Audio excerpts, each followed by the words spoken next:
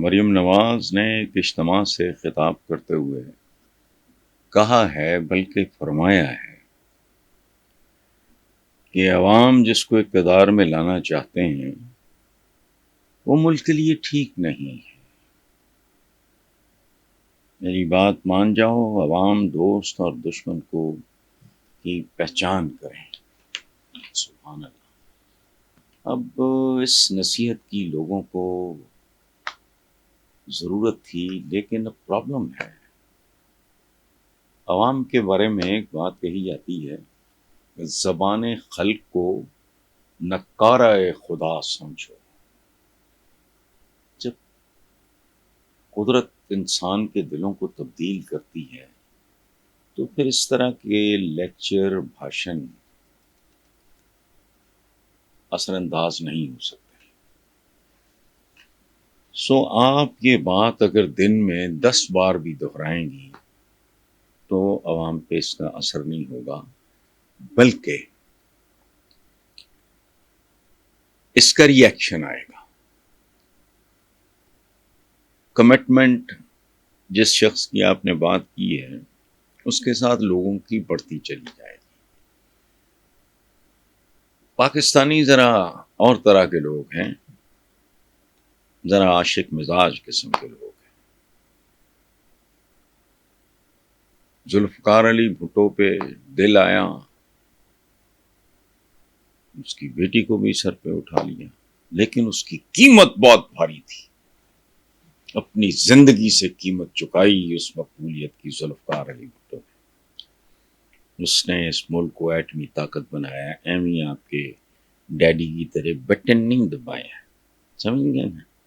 اس نے ایٹمی طاقت بنایا، اسکیل میں لگائی، لوگوں کو سیاسی شعور دیا، سیاست کو ڈرائنگ روم سے نکال کے گلیوں میں لے آیا، عوام کو پہلی بار شناختی وغیرہ وغیرہ۔ تو عوام کا دل آ گیا اس پہ۔ اس کے بعد انہوں نے اس کی بیٹی کو 2 دفعہ وزیر اعظم، تیسری بار وہ جیتی جتائی تھی، اگر وہ بچ جاتی لاٹری آپ کے ابو جان کی نکل آئی۔ اس کے بعد دیکھ لیں اس آدمی کا داماد 2 بار، دوسری بار صدر ہے، بیٹا پیپلز پارٹی کو ہیڈ کر رہا ہے، جو آپ کے میرا خیال ہے بیٹے کی ایج کا ہوگا یا 2-4 سال کا فرق ہو۔ اس طرح نہیں ہوتا، اس طرح نہیں ہوتا، اس طرح کے کاموں میں یہ کچھ اور مانگتے ہیں۔ یہ صرف لیکچر، بھاشن اور 47 یہ نہیں ہوتا، اور یہ ہوگا بھی نہیں۔ میں اس ملک کے کرتوں دھرتوں سے ایک بات اپنے چینل کے ذریعے کر چکا ہوں، 1 یا 2 بار میں نے یہ بات کی ہے کہ عمران سے جان چھڑانے کا ایک طریقہ ہے، اس کو سنجیدگی سے لیں، اسے اقتدار میں آنے دیں۔ چونکہ پاکستان کے حالات ایسے ہیں کہ اقتدار میں اگر کوئی اللہ معاف کرے کوئی بہت پہنچی ہوئی ہستی بھی آ جائے نا، اگر اقتدار میں آنے کے بعد وہ بھی ذلیل ہو جائے۔ اب آپ لوگوں کا یہ جو پرابلم ہے، it's a dying force, because Noon League basically ایک آرٹیفیشل، اس میں ضمیر خریدے گئے، لوگوں کو آؤٹ آف دا وے جا کے اسٹیٹ کی کاسٹ پہ موبلائز کیا گیا، پلاٹ بانٹے گئے، کرپشن کو باقاعدہ انسٹیٹیوشنلائز کیا گیا، ایک لمبی فہرست ہے۔ مجھے اتنے برس ہو گئے سیاست میں نے نون لیگ کے آنے سے پہلے، اس وقت نون لیگ نہیں تھی، لیکن ان کے سیاست میں آنے سے پہلے میں نے کبھی لفافہ جرنلزم کا نام نہیں سنا تھا۔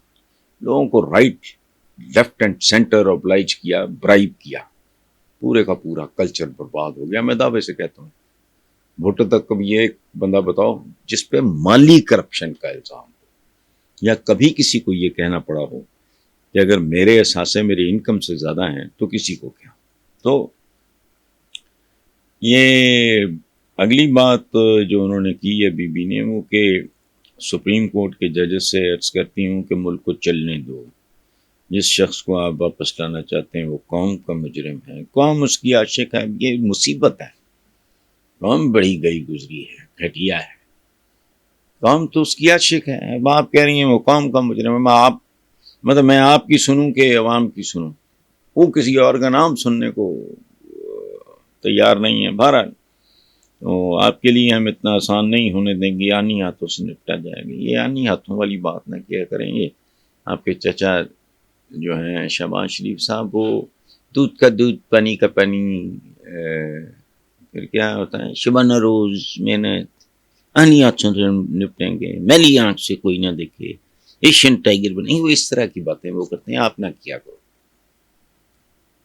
تو ایک ہارے ہوئے شخص پھر آگے فرماتی ہیں کہ اور جماعت کے لیے آئین کو ری رائٹ کر رہے ہیں. کہا گیا تحریک انصاف میں شمولیت کر رہی ہے. خدا کا واسطہ، اس سے زیادہ یہ کامنٹ کے قابل بھی نہیں ہے یہ بیان. آگے چلتے ہیں. اگلی بات ہے معاشی درجہ بندی کے ادارے. پیچ نے پیش گوئی کی ہے کہ بانی پی ٹی آئی مستقبل قریب میں زیر حراست رہیں گے، جیل میں رہیں گے، اور موجودہ حکومت 18 ماہ تک برقرار رہے گی. یہ انہوں نے بددعا دی ہے. فچ نے بددعا کیسے؟ یہ حکومت دیکھیں، حکومتیں ہوتی ہیں بنیادی طور پہ بندے کو ریکگنیشن ملتی ہے، اس کی عزت میں، وقار میں، احترام میں اضافہ ہوتا ہے، اس کی پسند وہ ڈیلیور کرتا ہے. یہ تو اب ٹائٹینک نون لیگ، اس کی کیا حکومت ہے اور اس کی کیا حیثیت ہے؟ کبھی کچھ کہتے ہیں، کبھی کچھ کہتے ہیں. اور وزیر دفاع صاحب علیحدہ فرماتے ہیں خواجہ آصف صاحب کہ آئینی میلٹ ڈاؤن کا خطرہ ہے. آئینی میلٹ ڈاؤن کو پہلی بار ہوا ہے اس ملک میں، یا اگر ہوگا تو پہلی بار ہوگا. اس سے پہلے نہیں ہوا. جدہ نہیں ہوا، لندن نہیں ہوا، موٹو پھانسی نہیں چڑھا. یہ آئینی میلٹ ڈاؤن کیا آئین میں جو عوام کے حقوق ہیں ان پہ کبھی میں نے ایک منٹ بھی بحث نہیں اسمبلی میں سنی. آئین کی ان شکوں کی بات ہوتی ہیں جن میں سیاستدانوں کے ویدر اٹس پیپلز پارٹی اور فلانا ٹمکانا، جہاں تک ان کے مفادات ہوتے ہیں ان شکوں کے حوالے سے گفتگو ہوتی. باقی ہر بچہ اسکول جائے گا، کبھی کسی نے ایک دوسرے کا سر پاڑا اس بات پہ. یہ آئین میں جتنے بنیادی انسانی حقوق کی بات کی گئی ہے، یا تو آپ پھر پاکستانی عوام کو انسان ہی نہیں سمجھتے. تو پھر خواجہ آصف نے ایک جزوی سچ بولا ہے. کہتے ہیں ملک میں غیر یقینی ماحول، حالات پریشان کن. بالکل ٹھیک ہے. اور بانی پی ٹی آئی کی مقبولیت سے بھی انکار نہیں. اچھا، یہاں تک تینوں باتیں بڑی معتبر ہیں اور ان کو ڈینائی کوئی نہیں کر سکتا. اچھا کیا، حوصلے کی بات ہے، ظرف کی بات ہے، گریس کی بات ہے ان چیزوں کا اعتراف کرنا. لیکن آخری جملہ مجھے خالد صاحب کا سمجھ نہیں آیا کہ حکومت بچانے کے لیے آخری حد تک جائیں گے. وہ بھائی حکومتیں بچانے کے لیے نہیں آخری حد تک جایا کرتے. حکومت نہیں، عزت بچانے کی بات کریں. حکومت تو کبھی کسی کی نہیں رہی. سدا کہتے ہیں نا حکومت اور بادشاہ تو اللہ کی ہے. کئی آئے کئی گلے چلے گئے. کبھی آپ نے دیکھا ہے امیر تیمور کا مقبرہ؟ چنگیز خان کی قبر کا ہی نہیں پتہ. تو جانے دیں. یہ حکومت بچانے کے لیے، حکومت کیا ہے؟ بچا کے دکھائیں. پہلی کتنی بار بچا لیا آپ نے جو اس بار بچا لیں گے؟ نہیں بچائی جائے گی. اصل پرابلم یہ ہے اچیویبل ٹارگٹ پہ کام کرنا چاہیے. آپ عزت بچانے کی کوشش کریں، جو شاید اب بچ بھی گئی تو کسی کام نہیں آئے گی. لیکن بہرحال آپ کوشش کریں کہ پاکستان کے سیاسی، سماجی، اقتصادی حالات میں کوئی مثبت تبدیلی مجھے تو دور دور تک دکھائی نہیں دیتی. ابھی میں نے مریم نواز کے حوالے سے ایک بات کی ہے کہ عمران سے جان چھڑانی ہے تو اس کو اقتدار دے دو. سال بعد دیکھو کیا ہوتا ہے. اس کی وجہ یہ وائبل ہی نہیں رہ گیا. اس کے لیے آپ کو بنیادی تبدیلیاں لانی پڑیں گی. وہ اس ملک میں لائے گا کوئی نہیں، اور لمبا انتظار کرنا پڑے گا. اس ملک میں اگر آپ بنیادی جوہری تبدیلیاں نہیں لاتے کچھ نہیں بنے گا. اور اگر بنے گا تو اس کو 50 سال لگے گا. کل کس نے دیکھا ہے؟ تو اور بیسیکلی یہ حکومت جس کو بچانے کی باتیں کر رہی ہے، یہ حکومت نہیں ہے، یہ فارم 47 ہے، یا یہ کیا کہتے ہیں اس کو، ایک ارینجمنٹ ہے، بندوبست، اس سے زیادہ اس کو حکومت کہنا تو آئی ڈونٹ نو۔ اگلی بات ہے، سابق نگران وفاقی وزیر ڈاکٹر گوہر اعجاز نے کہا ہے کہ ہر صارف آئی پی پی سے بددیانت معاہدوں کی وجہ سے فی یونٹ 24 روپے اضافی دینے کو مجبور ہے۔ تو یہ کن کنڈوں نے یہ کام کیا ہے جی؟ کوئی بولتا ہی نہیں۔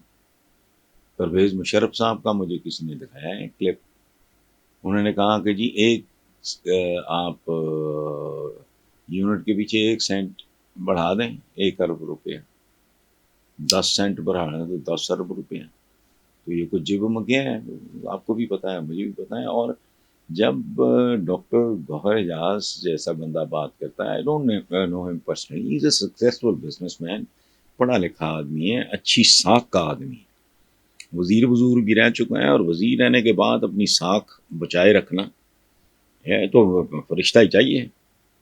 کوئی انگلی نہیں اٹھائی کسی نے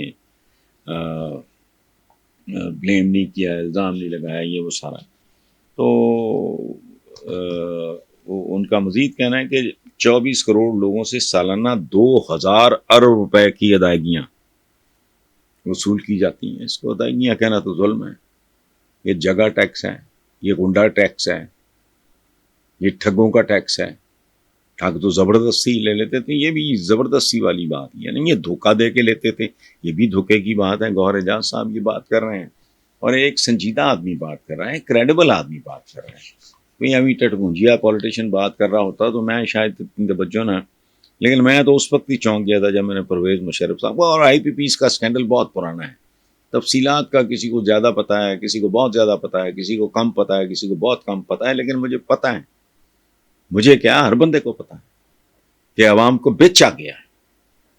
جیسے پرانے زمانے میں منڈیاں ہوتی تھیں یہ بردہ فروشوں کی، جہاں غلام بیچے جاتے ہیں، ایسے بیچا گیا ہے۔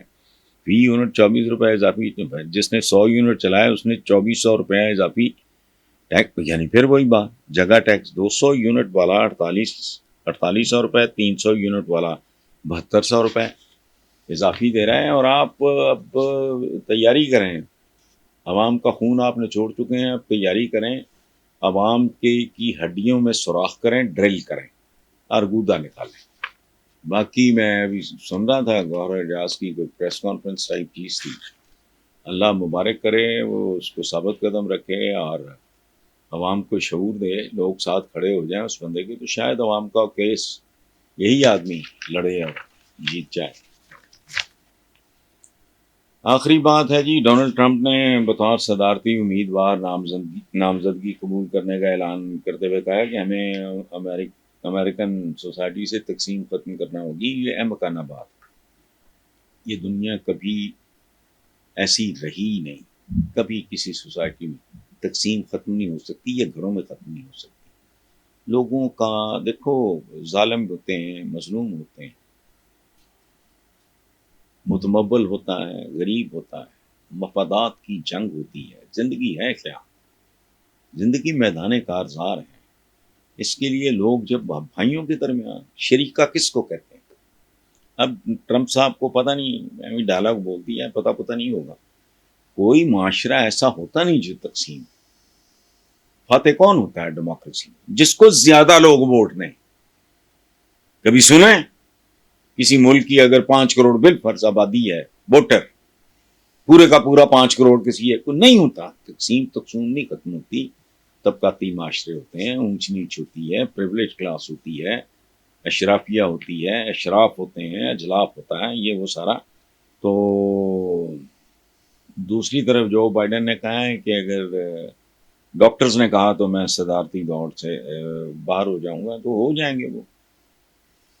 بائیڈن بائی چان بنیادی طور پہ رستہ ڈھونڈ رہے ہیں باضابطہ طریقے سے تھتلا کر نکلنے کا، اور کمال کی بات ہے نکل بھی گئے تو کہہ سکتے ہیں کہ وہ کسی کو وہ پوٹن کہہ دیتے ہیں، کسی کو کچھ کہہ دیتے ہیں، بادشاہ آدمی ہے وہ، دوڑ سے نکل بھی آ گیا تو کہتا رہے گا میں دوڑ میں شامل ہوں۔ اچھا، لیکن ایک گورے نے بڑی خوبصورت، بہت خوبصورت یہ اس نے کہا کہ دا بولٹ ہٹ ٹرمپ، بولٹ لگی کس کو، گولی لگی کس کو، ٹرمپ کو، but it killed Joe Biden, مارا گیا جو بائیڈن، اس کی پاپولیرٹی کا گراف اور آگے چلا گیا، گولی اس کو لگی،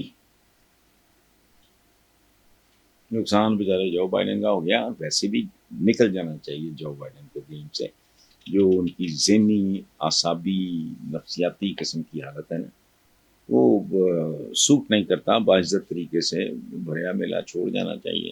لیکن بہرحال ان کا ملک ہے. لیکن ایک بات ہے، میں آپ کو آخری بات آپ سے شیئر کروں، امریکہ کے زوال کی یہ بہت بڑی جھلک ہے. اندازہ لگائیں امریکنس کو کیا مل رہا ہے اب تک، ایک طرف جو بائیڈن ہے، ایک طرف ڈونلڈ ٹرمپ، مطلب دونوں طرف ہی اللہ حافظ ہے. اور یہی قوموں کی بدنصیبی ہوتی ہے. پاکستان اگر اس حالت تک پہنچا ہے، کشکول ہاتھ میں اور بھیڑا غرق ہے، ہر چیز تباہ و برباد ہو چکی ہے، وجہ کیا ہے اندازہ لگاؤ. ایک کو کہتے تھے لیسر ایول ہے کیا، ایک طرف پیپلز پارٹی تھی، ایک طرف نون لیگ.